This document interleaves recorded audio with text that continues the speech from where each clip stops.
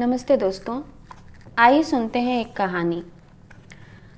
बालिका ने वृद्धा की खाट के पास जाकर मीठे स्वर से कहा, अम्मा उठो, नहीं तो भाभी फिर नाराज हो जाएंगी। वृद्धा आंखें बंद किए पड़ी थी।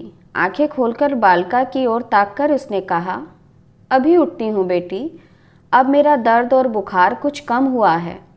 तू बहू से पूछ कि वह क्या खाएगी और जरा चूल्हा जला दे। बालिका ने कोठरी से बाहर आकर बहू को कमरे के द्वार पर से ही झांक कर देखा। वह उस समय एक पुस्तक पढ़ रही थी। उसने सहमते हुए स्वर से कहा, भाभी, अम्मा पूछती हैं कि इस वक्त तुम क्या खाओगी। उसने किताब पर से दृष्टि उठाई, बालिका को घूरा, जरा सिर उठाकर क्रुद्ध होकर कहा, अच्छा तो अभी पूछगछ ही हो रही है, देखती नहीं है कि दिन घर को गया। बालिका बोली नहीं, चुपचाप द्वार से चिपकी हुई खड़ी रही और बहू अपना उपन्यास पढ़ने में एक प्रकार से फिर लीन हो गई। थोड़ी देर बाद उसने झिड़क कर बालिका से कहा, जा पूरी तरकारी बनाने को कह दे, वक्त पर खाना मिल गया तो बात ही क्या रही। बालिका दौड़कर माता की कोठरी में चली आई। उसने वृद्धा से कहा, माँ, भाभी ने पूरी बनाने को कहा है। वृद्धा ने जवाब दिया, कल तो उसे दस्त लग रहे थे, 15 दिन तक बुखार रहा और वह खाएगी पूरी, ये कैसे हो सकेगा। डॉक्टर बकेगा तब। जा और कुछ पूछा, लेकिन बालिका की हिम्मत शेरनी की उस मान में जाने की नहीं हुई। उसने धीमे स्वर में कहा, माँ बना दो पूरी में क्या हो जाएगा, वहाँ जाने से तो भाभी नाराज होती है। संध्या हो रही थी और ठंड बढ़ती जा रही थी। लंबे चौड़े घर में ये ही सिर्फ 2.5 आदमी थे, वृद्धा, बहू और वह छोटी सी बच्ची। एक विचित्र सन्नाटा और एक अशुभ वातावरण घर भर में फैला हुआ था। तीनों में से एक जब कोई बोल उठता तो मालूम होता कि जैसे कब्र में से कोई मुर्दा बोल रहा हो। बुढ़िया उठी। बुखार की वजह से वह बहुत कमजोर थी और पेट में अभी तक दर्द था, परंतु उसकी हड्डियां पुराने मसाले की थीं। बालिका ने चूल्हा जलाया और बुढ़िया तमाम सामान जुटाकर चौके में ले आई। बालिका ने घी की मटकी देखकर कहा, अम्मा, घी तो है ही नहीं, ये देखो जरा सा है। वृद्धा ने घबराकर कहा, तो पूरियां कैसे बनेंगी। कुछ सोचकर बालिका ने कहा, कुछ पैसे दो तो दौड़ कर ले आऊं। परंतु वृद्धा ने मरे हुए स्वर में कहा, पैसे मेरे पास कहाँ, खर्च तो बहू के पास ही रहता है ना, उसी से क्या है। बालिका सोच में पड़ गई। भाभी के पास जाने का उसे साहस नहीं हो रहा था। कुछ सोचकर उसने कहा, जाने भी दो अम्मा, बीमार आदमी की तो नीयत ऐसे ही बिगड़ी रहती है। तुम दाल भात बनाओ, भाभी खा लेगी, जरा नाराज हो जाएगी तो क्या।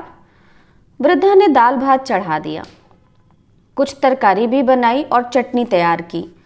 फुल्का तवे पर डालकर उसने कहा, जा बेटी, बहू को बुला ला, खा जाए, ज़्यादा बैठने की मुझ में सामर्थ्य नहीं है, सिर घूम रहा है और दर्द भी बहुत हो रहा है। बालिका डरते डरते फिर भाभी के विलास भवन में गई। उसका साहस कमरे के भीतर जाने का नहीं होता था। वह जानती थी कि भाभी का सख्त हुक्म है कि कोई कमरे के भीतर कदम न रखे, न दरवाज़ा खोले, सिर्फ बाहर से आवाज़ दे। बालिका ने धीरे से कहा, चलो भाभी, भोजन कर लो। बहू ने किताब रख दी और अलसाई हुई उठी और इठलाती हुई रसोई में आ बैठी। देखा आसन पड़ा है और थाल परोसा हुआ रखा है, पर थाल में पूरियां नहीं हैं, दाल भात है। उसने ज्वालामय नेत्रों से सास की ओर देखकर कहा, किसने कहा था ये गोबर बनाने के लिए। वृद्धा ने धीमे स्वर में कहा, जो कुछ भी बना है वो खा लो, इस समय भी घर में घी नहीं है, फिर तुम्हें ऐसी चीज पचती भी तो नहीं है, अभी बीमारी से उठी हो। बहू ने गरज कर कहा, घी नहीं था तो फूटे मुंह से कहा क्यों नहीं था। मैं क्या मर गई थी, इस जले घर में क्या कुछ मिल सकता है। उसने थाल में एक ठोकर मारी और सरपड़ी की भांति फुफकार छोड़ती हुई अपने विलास सैया पर जा पड़ी। वृद्धा और बालिका शून्य दृष्टि से एक दूसरे को देखने लगे। उसका अर्थ यह था कि अब क्या होगा।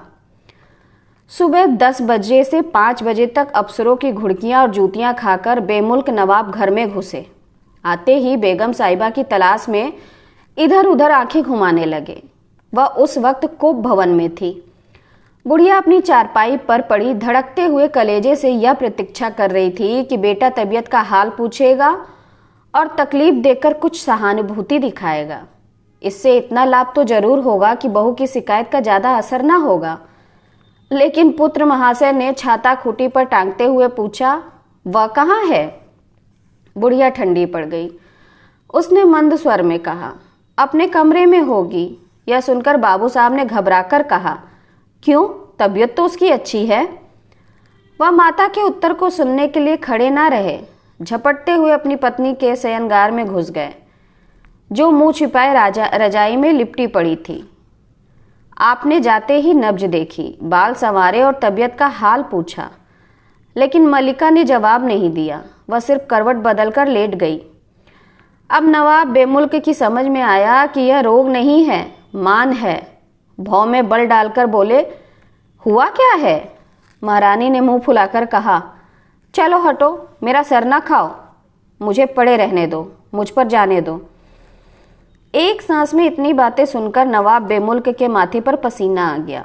भला आप ही ख्याल फरमाइए कि जो आदमी उसे जरा भी पड़े नहीं रहने दे सकता, वह उसे मरने कैसे दे सकता है। उन्होंने खुशामद के स्वर में कहा, आखिर बात तो मालूम हो कि क्या हुआ है। बेगम साहिबा ने नकियाकर कहा, कुछ बात भी है। यूं ही मेरी तबीयत पूरी खाने को चल गई थी, सो बनाने को कह दिया था। और दिन तो पराठे भी बन जाते थे, मगर आज जिद बांधकर दाल भात ही बनाया गया। इस घर में मेरी जरा भी बात नहीं चलती। अजी मैं तो मोल खरीदी हुई बांधी हूँ, मेरी तबीयत ही क्या और मेरा जी ही क्या। माँ बाप ने मुझे हाँक दिया, सो मेरी तकदीर खुल गई जो इस घर में आई। गहने कपड़े सब भाड़ में गए। एक बड़े टुकड़े के लिए ऐसा तरसना पड़ता है। इसके बाद सुबकियों के बढ़ जाने से डायलॉग बंद हो गया, सिर्फ एक्टिंग ही रह गई। वह दोनों हाथों से मुंह छिपाकर धूमधाम से रोने लगी। घर में घुसते ही पहले तो नवाब बेमुल्क ने यह ख्याल किया था कि शायद भीतर स्वयं सेवा दरकार है, इसलिए एक हाथ उनकी नब्ज पर रखा था और दूसरे से अपना कोट उतार रहे थे। लेकिन रंग ढंग देखकर उस कोट को आधा पहने रहे, बोले नहीं। होंठ काटते हुए बाहर आए और गरजते हुए वृद्धा को लक्ष्य करके बोले, तुम लोगों में से एक आध खत्म हो जाए तो मेरी जान का बवाल टले। बाहर से थका मांदा भूखा प्यासा घर में आता हूं तो आग ही लगी रहती है। वृद्धा चुपचाप पड़ी रही। उसकी तबीयत भी अच्छी नहीं थी और वह बहू बेटे से बहुत डरती भी थी।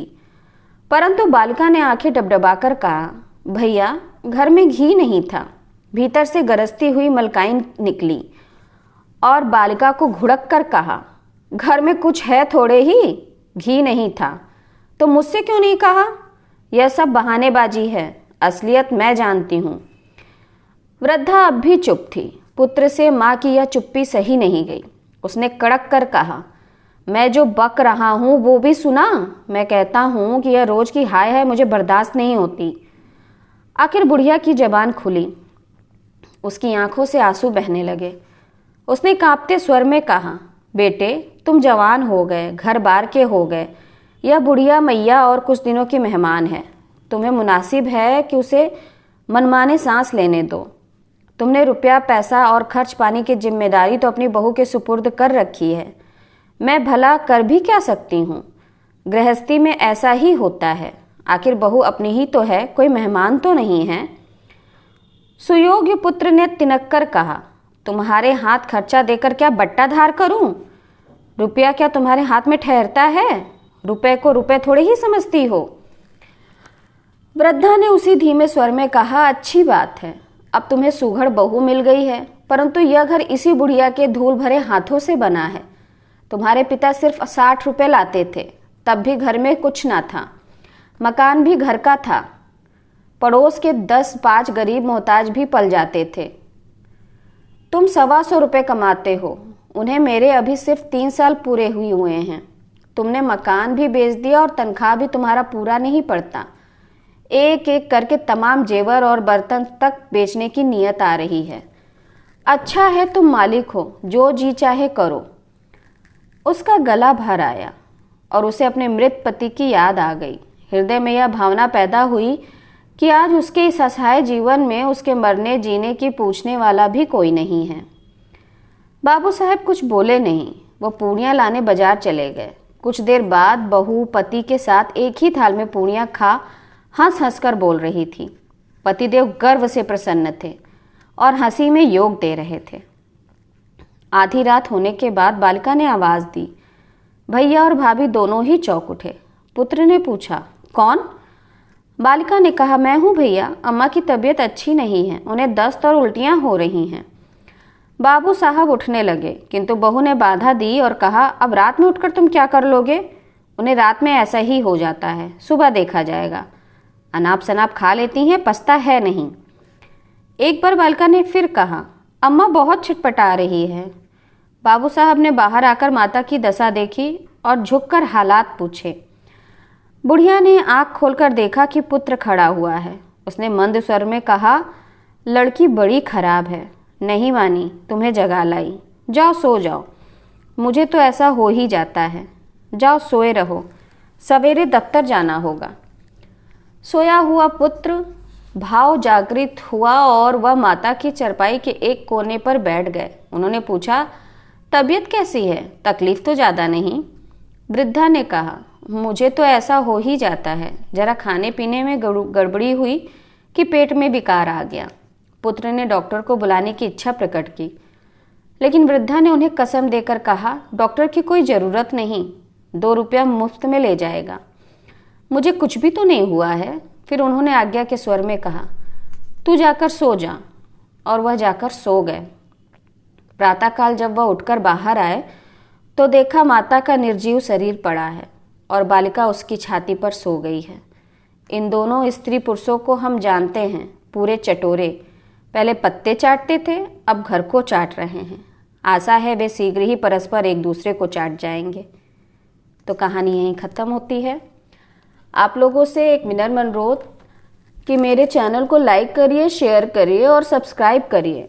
और सब्सक्राइब के साथ ही साथ बेल आइकन भी प्रेस करें ताकि मेरे द्वारा अपलोड की हुई सारी कहानियों का नोटिफिकेशन आपको मिलता रहे और कोई भी कहानी आपसे मिस ना हो। नमस्कार।